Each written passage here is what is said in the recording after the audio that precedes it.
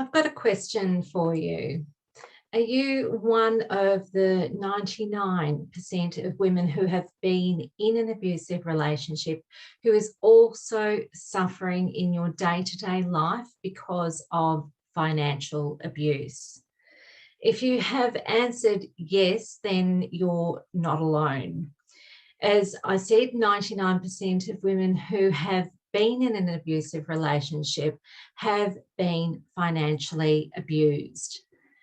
The effects of financial abuse can be absolutely devastating, and some women never fully recover from this form of abuse that impacts on your most basic need for survival.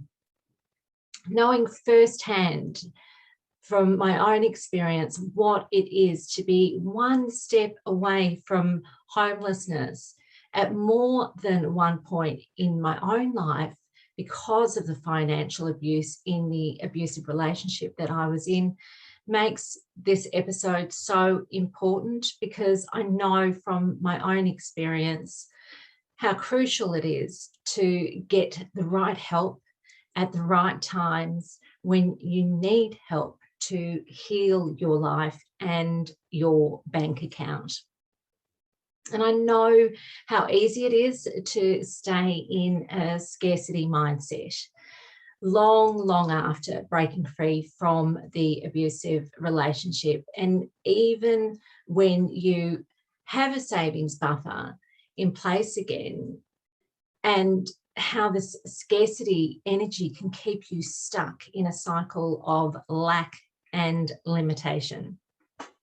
So I just want to share some good news with you and let you know that there are ways that you can heal your scarcity mindset, even if you are in survival mode.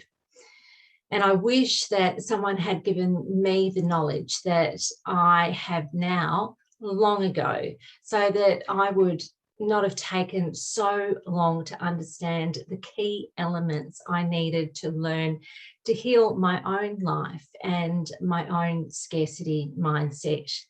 So let's dive in now and talk about how to heal a scarcity mindset even when you are in survival mode. Now, the first thing I want to cover is how our experiences shape our paradigms. What I mean by a paradigm is a belief that you have adopted that becomes the lens, if you like, that you are looking at life through. So for someone who has experienced financial abuse and trauma around money, they will look at life through the lens of fear, of lack, limitation, and a loss of control. And when you look at life through this lens, even if you have broken free from the abusive relationship, you will likely not even have faith that you are okay, even when you have managed to build up that savings buffer and you are managing to cover all your bills and your living expenses. So even when you are doing this consistently, you will likely still be fearful of losing what you have.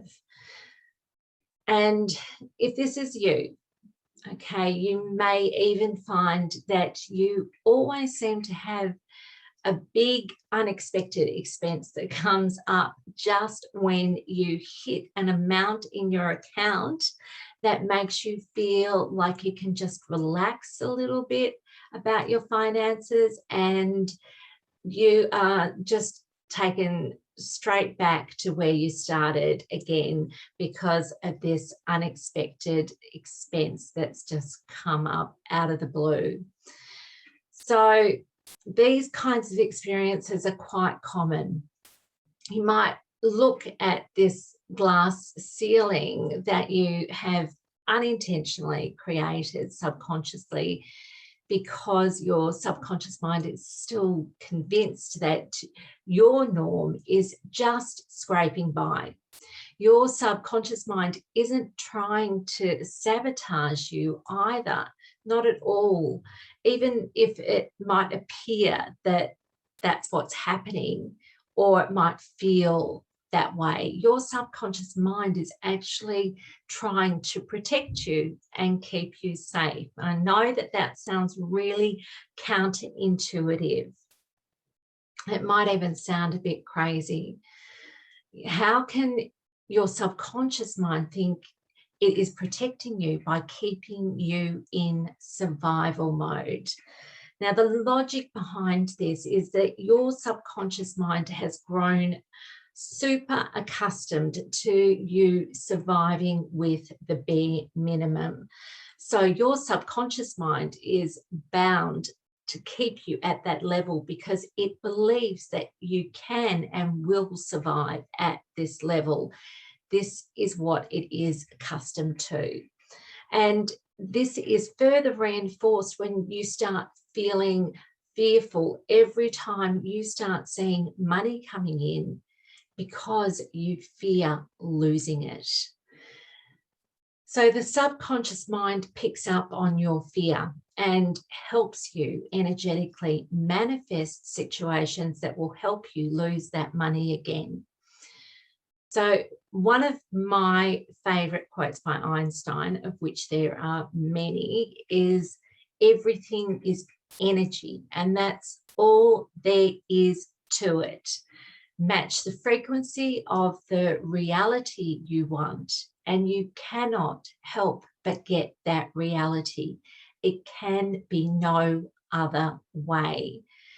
So that's pretty straightforward, the way Einstein portrays that, and it really lends itself to that example that I just gave about you being accustomed to being in the scarcity mindset, and so your fear will keep you in that energy, and that energy will then make sure that your reality matches that energy that is driving your subconscious mind. So don't just take my word for it as an energy healer.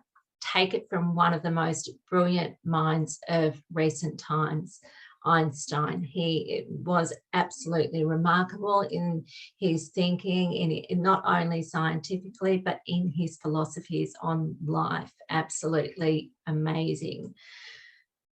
So if we fear losing money, we are in that energy. I just really want to emphasize that. We are holding that energy.